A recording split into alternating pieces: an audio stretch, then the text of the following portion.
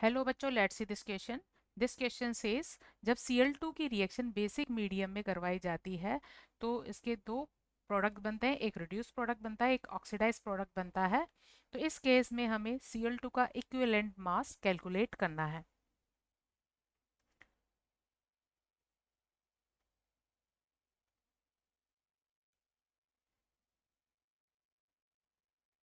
की concept for this question is this is a redox reaction. ये एक redox reaction है और एस रिडॉक्स रिएक्शन है जिसमें एक ही एलिमेंट ऑक्सीडाइज होता है और रिड्यूस भी होता है, मतलब साइमल्टेनियसली एक ही सब्सटेंस के oxidise and reduce product form होते हैं। इस तरह की रिडॉक्स रिएक्शन को कहा जाता है डिसप्रपोर्शनेशन रिएक्शन। तो इस रिएक्शन में क्लोरीन का ऑक्सीडेशन रिडक्शन दोनों होते हैं और ऑक्सीडाइज रिड्यूस प्रोडक्ट फॉर्म होते हैं। So redox which is disproportionation disproportionation reaction है। अब इसमें ऑक्सीडेशन रिएक्शन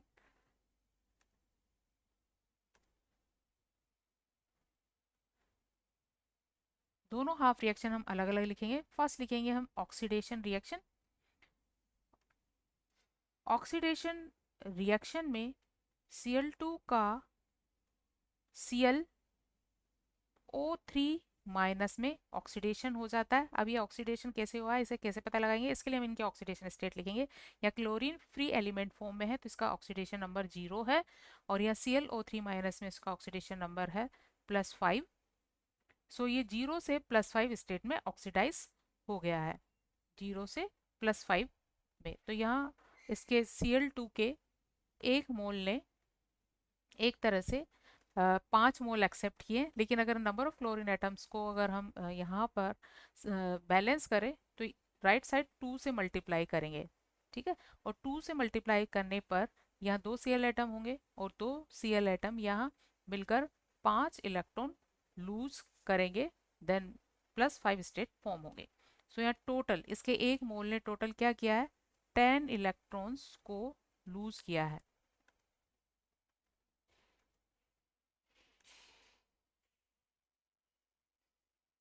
10 इलेक्ट्रॉन्स को यहाँ लूज किया है। सेकंड है रिडक्शन। रिडक्शन में Cl2 का Cl माइनस में रिडक्शन हो जाता है, तो Cl2 से फॉर्म होता है यहाँ पर 2Cl माइनस। तो यहाँ 2 इलेक्ट्रॉन पर मोल एक्सेप्ट किए गए हैं। 0 से ये चेंज हुआ -1 ऑक्सीडेशन स्टेट में, तो पर मोल एक्सेप्ट किए 2 इलेक्ट्रॉन। दोनों इक्वेशंस को बैलेंस करने पर हम यह इक्वेशन, इनको हम इक्वेशन 1 एंड इक्वेशन 2 नाम दे देते हैं। तो इक्वेशन 1 एंड 2 को बैलेंस करेंगे। इक्वेशन 1 को बैलेंस करने के लिए,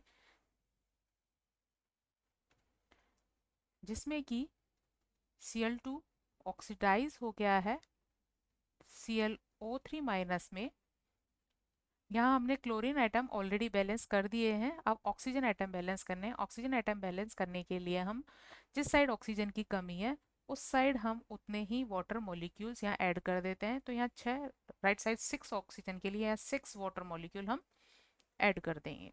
अब ऑक्सीजन बैलेंस हो गए बट हाइड्रोजन अनबैलेंस हो गए, तो हाइड्रोजन बैलेंस करने के लिए राइट साइड हम 12H+ ऐड करेंगे। अब क्योंकि रिएक्शन बेसिक मीडियम में हो रही है तो H+ हमें रिमूव करना है, तो इसके लिए हम दोनों साइड उतने ही नंबर में OH- ऐड कर देंगे, दोनों ही साइड ऐड कर देंगे 12OH-।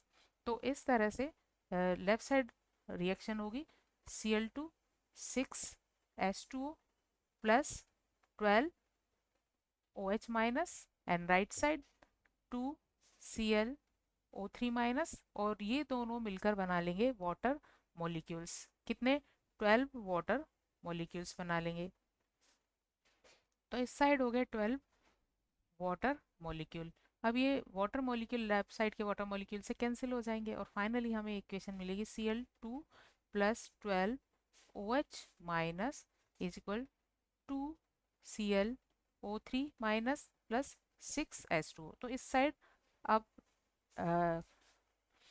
वाटर मॉलिक्यूल रह गए 6। हमें अब दोनों साइड चार्ज बैलेंस करना है। चार्ज बैलेंस करने के लिए हम क्या करेंगे, जैसे लेफ्ट साइड यहाँ 12 नेगेटिव चार्ज है, राइट साइड 2 ही नेगेटिव चार्ज है, तो हम केवल इलेक्ट्रॉन ऐड करके ही चार्ज को बैलेंस कर सकते हैं। तो हम राइट साइड यहाँ 10 इलेक्ट्रॉन ऐड कर देते हैं, तो दोनों तरफ नेगेटिव चार्ज का नंबर इक्वल हो जाएगा। तो इस तरह से हमें ऑक्सीडेशन के लिए एक बैलेंस इक्वेशन मिल गई है, जिसे हम इक्वेशन 3 नाम देंगे। नेक्स्ट रिएक्शन जिसमें कि Cl2 रिड्यूस हुआ था Cl माइनस में, तो इसमें number of atoms already balance है, चार्ज बैलेंस नहीं है। तो इस राइट साइड 2 नेगेटिव चार्ज है, तो हम लेफ्ट साइड भी यहाँ 2 इलेक्ट्रॉन ऐड कर देंगे। तो इस तरह हमें इक्वेशन 4 मिलेगी। लेकिन इक्वेशन 3 और 4 में नंबर ऑफ इलेक्ट्रॉन्स इक्वल नहीं है, और नंबर ऑफ इलेक्ट्रॉन हमें इक्वल करने हैं, क्योंकि एक स्पीसीज जितने इलेक्ट्रॉन देगी अदर उतने ही एक्सेप्ट करती है। तो इसके लिए हम इक्वेशन 4 को यहाँ 5 से मल्टीप्लाई कर देते हैं। 4 को 5 से मल्टीप्लाई करने पर इसको लिखेंगे हम 5 Cl2 plus 10 electron is equal 10 Cl minus. तो इस तरह हमें इक्वेशन 5 मिल जाएगी। अब इक्वेशन 3 एंड 5 का हम ऐड करेंगे। ऐड इक्वेशन 3 एंड 5 को हम ऐड करेंगे। ऐड करने पर हमें इक्वेशन मिलेगी 6 Cl2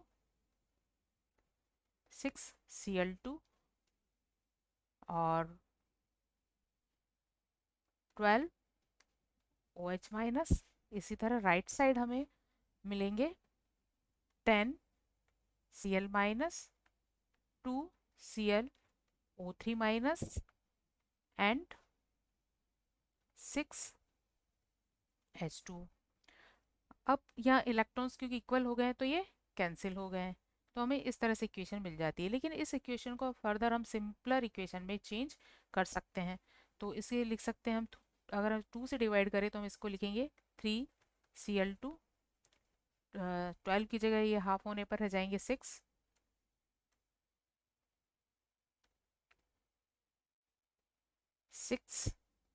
OH माइनस एंड ये होंगे 5 Cl माइनस, ये रह जाएगा ClO3 माइनस एंड 3H2। तो हमें इस तरह से ओवरऑल फाइनल इक्वेशन मिलेगी। अब इस इक्वेशन के अकॉर्डिंग, क्योंकि हमने इसको 2 से डिवाइड कर दिया है, तो नंबर ऑफ इलेक्ट्रॉन भी क्या हो जाएंगे, 2 से डिवाइड हो जाएंगे। तो नंबर ऑफ ट्रांसफर्ड इलेक्ट्रॉन इस रिएक्शन के लिए होंगे 5। ठीक है, नंबर ऑफ ट्रांसफर्ड इलेक्ट्रॉन 5 है, और इसके लिए Cl2 के कितने मॉलिक्यूल्स हैं, 3 मॉलिक्यूल्स यहाँ यूज हो रहे हैं। तो अगर हम क्लोरीन का इक्विवेलेंट मास निकालना चाहे, equivalent mass of Cl2 is equal होगा इसका मोलिकुलर मास, यूज कितने हो रहे हैं इक्वेशन में, 3 हो रहे हैं, नंबर ऑफ ट्रांसफर इलेक्ट्रॉन कितने हैं, 5 है, तो यहाँ ये वैल्यू हो जाएगी 3/5 m। और इसको हम और डिटेल में इस तरह से लिख सकते हैं 3/5, वैसे क्वेश्चन m में ही पूछा गया है। अगर इसकी और फर्दर वैल्यू कैलकुलेट करनी हो तो एक Cl2 मॉलिक्यूल का मास होता है 71, तो इसको कैलकुलेट करके हम ये आंसर इसका लिख सकते हैं। तो final answer according given options is 3/5 m। 5 यहाँ नंबर ऑफ ट्रांसफर्ड इलेक्ट्रॉन है, नंबर ऑफ ट्रांसफर्ड इलेक्ट्रॉन कह सकते हैं, number of involve electrons, in redox. So final answer of this question is 4 3m/5. Hope you understood it well. Best of luck.